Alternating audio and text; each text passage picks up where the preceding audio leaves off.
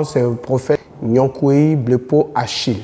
Je dirige un ministère qui porte le nom MESA. MESA, c'est Mission d'évangélisation pour le salut des âmes, basé à Jacquesville. Je suis né d'une famille, au départ, dans les débuts, ils n'étaient pas chrétiens d'abord. Donc quand je suis né, avant de venir au monde, ma mère, elle avait un problème avec mon père. Et quand les deux font enfant, l'enfant là ne restait pas. Il y a eu plusieurs enfants qui sont partis. Et à mon arrivée, à ma naissance, la mort s'est arrêtée. Et étant bébé, j'étais tout le temps malade. J'avais ce problème-là, j'étais tout le temps malade. À tel enseigne qu'un jour, mon grand-père, quand j'étais tombé malade étant bébé, et mon grand-père a aiguisé une machette au champ pour dire qu'il a perdu beaucoup de petits-enfants. Cette fois-ci, si celui-là meurt, je vous égorge, vous deux, et moi aussi, je me tue. Et c'est comme ça qu'il s'est préparé. Quelqu'un a fait signe à mes deux parents. Ils se sont échappés. Et Dieu merci, je suis resté en vie. Je vais vous dire que c'était difficile. Et j'ai commencé à progresser, à évoluer. Et il y avait une maladie à mes deux pieds. On appelait le nom caca. Caca, c'était les plaies qui ont pris mes pieds. Maintenant, le nom qu'on m'avait donné, puisque mes parents n'étaient pas chrétiens dans les débuts, le nom qu'on m'avait donné, c'était Ninikou. Ninikou, ça veut dire gros caca. Et c'était l'humiliation totale. Parce que dans mon esprit, dans mon être entier, j'étais humilié par ce nom. J'avais honte de ce nom. Et j'ai progressé un peu. Dans les années 93, mon papa était en déplacement à Abidjan. Et c'est là qu'il va croiser le Seigneur. Il vient au village et il vient avec le Christ. Il vient parler de Christ à tout le monde. Il est devenu chrétien, il ne fume plus, il ne boit plus. Il est devenu un bon chrétien. Et c'est en cela qu'il nous a pris, il nous a envoyés à l'école, à l'église, c'est tout. Étant à l'église, j'étais religieux. Parce que papa va à l'église, papa prêche. C'est vrai, je vais à l'église avec papa, mais je n'étais pas un bon chrétien. Étant un enfant, j'aimais organiser des mouvements de panthères pour les enfants. Et quand j'organise, les gens se donnent à ça. C'était intéressant.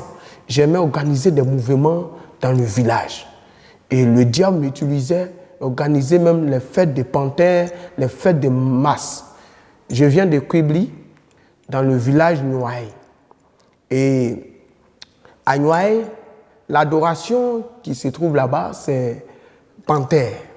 Dans la forêt sacrée, tu vas dans la forêt sacrée, tu fais 7 mois dans la forêt. Et moi, étant petit, ma vision, c'était de devenir un grand, puissant homme de panthère. Et je voulais devenir un grand féticheur. C'était ma pensée. Malgré que j'étais un religieux, n'étais pas chrétien, j'avais peur de toucher la Bible. Parce que dans la maison, quand je vois la Bible, je respectais tellement la Bible. Et j'avais une philosophie. Et cette philosophie, c'est quoi? C'est que je dis, moi, je n'ai pas le droit d'aller à l'église. Parce que si je vais à l'église, Dieu va considérer mes péchés. Dieu va considérer mes actes. Or, si je ne vais pas à l'église, Dieu ne va jamais considérer mes actes. Je suis libre de faire ce que j'ai envie de faire. Et c'était comme ça que je voyais. Mais je croyais qu'il y a un Dieu qui existe. C'est pourquoi je ne peux pas toucher sa Bible pour ne pas qu'il me frappe. Et c'est ça. Je dis que je partais, quand ça arrivait, je partais à l'église, je suis arrivé à l'église et mon papa prêchait. Et il prêchait, voilà le message que je ne peux jamais oublier. Il a dit qu'il y a eu un monsieur qui partait creuser l'or. Et quand il revenait de son voyage, il est tombé dans l'eau. Quand il est tombé dans l'eau, il s'est noyé.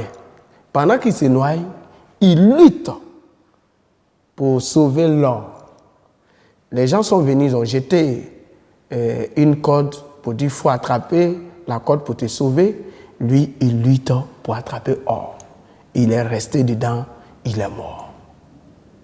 Et mon père va développer ce message. Aujourd'hui, tu es là.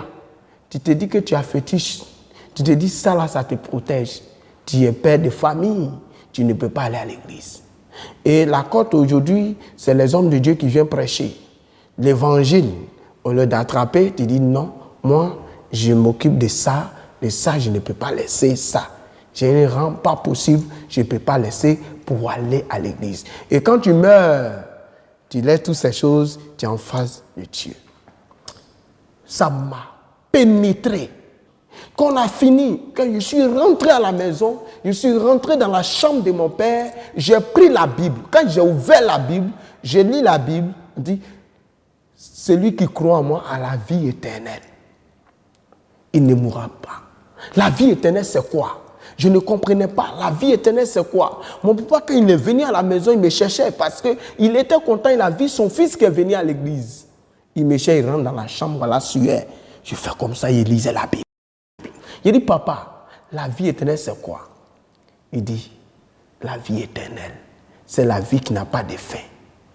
Ah, ça a provoqué quelque chose en moi. Donc, j'étais là. J'ai dit, mais Seigneur, prends-moi en même temps. Je veux voir la vie éternelle. Et depuis ce jour, mon papa même était étonné, il me regardait. Je vais à l'église, j'arrive à l'église, quand on finit de prêcher, je dis, pourquoi ils ont fini de prêcher? Je n'ai pas envie de rentrer à la maison. Je vais écouter le message jusqu'à la fin. Et j'étais là.